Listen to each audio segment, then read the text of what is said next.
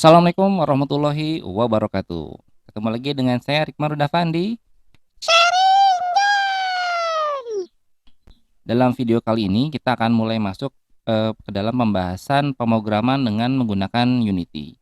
Jadi Unity itu memiliki satu buah mekanisme untuk membuat interaksi di dalam game dengan menggunakan bahasa C#.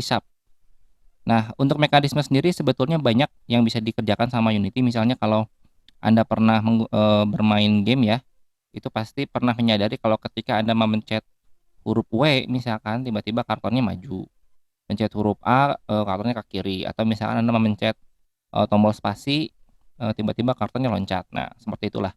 Itu banyak sekali, interaksi-interaksi yang bisa dilakukan sama Unity, dan memang syaratnya adalah untuk membuat interaksi seperti itu, Anda harus ngoding, Anda harus membuat pemrograman dengan menggunakan bahasa C#. Nah, di video kali ini sebelum kita membahas banyak interaksi yang macam-macam. Seperti biasa, kalau untuk awal-awal ada sebuah ritual yang harus dilakukan oleh sebuah materi bahasa pemrograman biasanya. Itu ritual yang disebut dengan ritual Hello World. Jadi di video kali ini saya akan mencoba membuat sebuah skrip yang akan merepresentasikan ritual Hello World. Nah, untuk membuat skrip, Anda bisa melakukan ada banyak cara untuk melakukannya, cuman yang paling gampang adalah Anda klik kanan di bagian aset, kemudian, cari menu create dan ada C# script. Ini karena ritualnya hello world ya, kita bikin hello world. Sangat disarankan bagi Anda yang ingin mengikuti tutorial ini sudah menginstal Unity dengan Visual Studio. Biasanya kalau di awal-awal install itu sudah otomatis ya si Visual Studio terinstall. Tapi kalau misalkan Anda tidak menginstal Visual Studio, Anda bisa menggunakan Notepad atau Visual Code, sama juga. Nah, di sebelah kiri Anda bisa melihat bahwa Unity itu sejak awal walaupun skripnya kosongan, itu sudah memiliki 2 buah fungsi. Fungsi yang pertama adalah start, yang keduanya adalah update. Ini, bentuk dari skrip kosongan Unity. Jadi tidak Unity pada saat bikin skrip tuh nggak benar-benar kosong, nggak benar-benar kita bikin semuanya dari awal, nggak. Sudah dibikinin template-nya sama Unity, kita hanya perlu fokus di 2 fungsi ini aja. Ini untuk yang dasar. Fungsi start ini adalah, fungsi yang akan dijalankan satu kali pada saat gamenya dimulai. Kalau fungsi update ini adalah, fungsi yang akan dijalankan setiap frame selama gamenya berjalan. 1 detik itu bisa beberapa frame, biasanya 1 detik itu bisa 20 sampai 30 frame. Jadi, kalau Anda membuat sebuah perintah di sini, di bagian update, perintah itu akan dijalankan berkali-kali selama 1 detik. Kita akan coba simulasikan, perintah-perintah itu ya, baik di fungsi start maupun di fungsi update. Dan untuk masuk ke dalam Visual Studio, Anda cukup double klik si filenya. Kita coba buka dulu.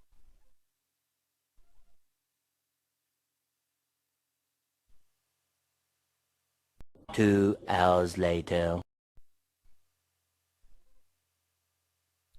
Nah, kita sudah masuk ke jendelanya Visual Studio. Di sini ada di baris 8 ya, baris 8 dan baris 14 ini adalah nama fungsi atau prosedurnya standarnya si Unity ini. Kemudian di baris 5 itu ada nama kelas. Ini harus hati-hati teman-teman. Untuk yang nama kelas ini posisinya harus sama persis dengan nama file yang di pojok kiri atas. Jadi huruf besar, huruf kecil ini harus sama persis karena kalau beda itu biasanya akan error. Kemudian kita akan coba mengetikkan satu perintah ya di sini. Untuk menuliskan ke layar saya akan ke layar, masukin ke konsol maksudnya. Saya akan kasih perintah print. Ini tulisannya print dalam kurung buka, kurung tutup, ada kutip. Di sini di dalam hukumnya, di dalam proses pembuatan perintah pemrograman itu biasanya selalu sepasang, selalu ada suami istri biasanya ya. Jadi kalau di sini ada suaminya sebelah sini, maka di sini ada istrinya. Di sini ada suaminya, nah di sini ada istrinya. Jadi teman-teman harus membuatnya jangan begini biasanya, kalau pemula biasanya ngetiknya sukanya begini, suaminya dulu gitu ya, nanti ngetik, duh susah juga.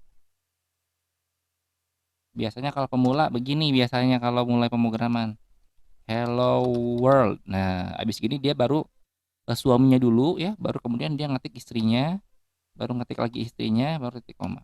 Nggak salah sih memang, cuman sangat disarankan ketika Anda membuat pemrograman itu suami istrinya sepasang kurung kurawal itu udah disiapin duluan supaya Anda nanti tidak salah pada saat masukin perintah yang lain.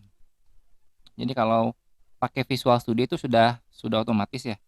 Saya ketikkan print, kemudian saya kasih kurung, itu otomatis kurung buka, kurung tutup langsung muncul. Jadi suami istrinya sepasang langsung ada. Saya pencet satu kutip, otomatis suami istri langsung muncul juga. Jadi kita tinggal fokus masukin isinya. Hello world dari start. Ini titik koma. Ini kemudian saya copy paste di sini. Ini yang dari update. Terus kita save dengan menekan Ctrl S ya. Di save. Nah, biasanya kalau script Anda belum di save, biasanya di pojok kiri atas tuh ada tanda bintang seperti ini. Hello world .cs ada tanda bintang, ini tandanya script Anda belum di save. Nah, di save dulu Ctrl S sampai hilang, berarti ini udah di save. Setelah ini artinya script Anda sudah selesai, Anda bisa kembali ke Unity.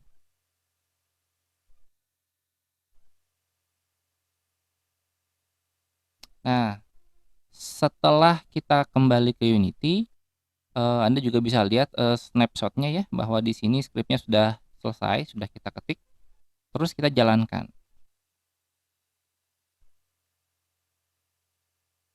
Dan tidak muncul apa-apa. Tidak muncul apa-apa karena inilah keunikan dari Unity dibandingkan dengan editor lain mungkin ya, dibandingkan dengan game engine yang lain.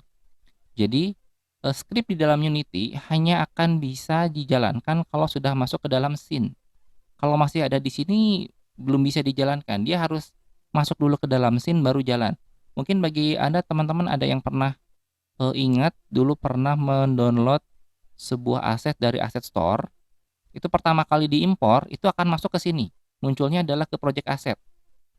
Tapi di dalam scene masih kosong karena belum ada, kalau misalkan ngimpor rumah ya belum ada rumahnya, belum ada pulaunya gitu ya. Pada saat diimpor tidak ujug-ujug di bagian scene langsung muncul semua, enggak. Pasti munculnya di sini. Teman-teman biasanya kalau udah ngimpor aset visual dari Unity, dari Asset Store, biasanya begitu muncul di sini yang dilakukan adalah ngedrag biasanya.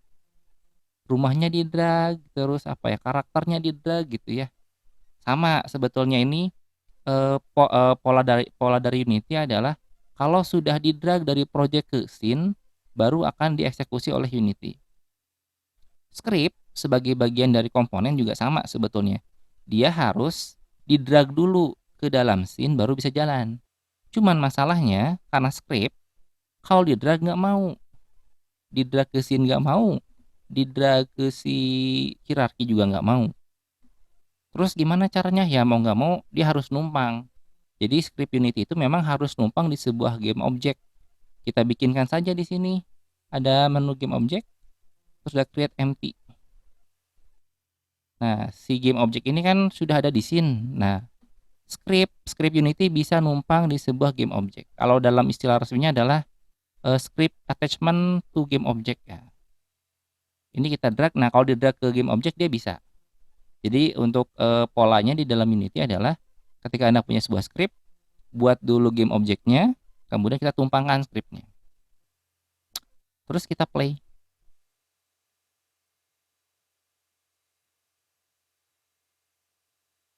Nah, dan sudah muncul ya. Munculnya di mana? Biasanya bingung karena fokus Anda adalah melihat ke visual. Kalau sudah ngomongin coding, ngomongin pemrograman, alihkan fokus Anda ke sesuatu yang bentuknya teks dan huruf, bukan dalam bentuk visual. Jadi kalau kita lihat di sini nggak muncul, tapi kalau kita lihat di pojok kiri bawah ini muncul. Kalau kita lihat di konsol, nah di sini akan muncul banyak teks yang artinya adalah script kita sudah jalan, coding kita sudah jalan. Kita lihat di sini hello world dari start akan muncul sekali karena dia dijalankan satu kali pada saat saya tekan tombol play. Sementara hello world dari update ini akan terus muncul, terus bertambah angkanya, dan penambahan angkanya tidak linier, tidak 1, 2, 3, 4, 5, enggak gitu. Dia dalam 1 detik bisa mengeksekusi 30 sampai 40 kali karena skripnya dijalankan setiap frame. Nah, kira-kira mungkin itu dulu video pertama dari seri programming ya yang bisa saya sampaikan dalam video kali ini. Terima kasih banyak atas perhatiannya. Sampai ketemu lagi di video selanjutnya. Assalamualaikum warahmatullahi wabarakatuh.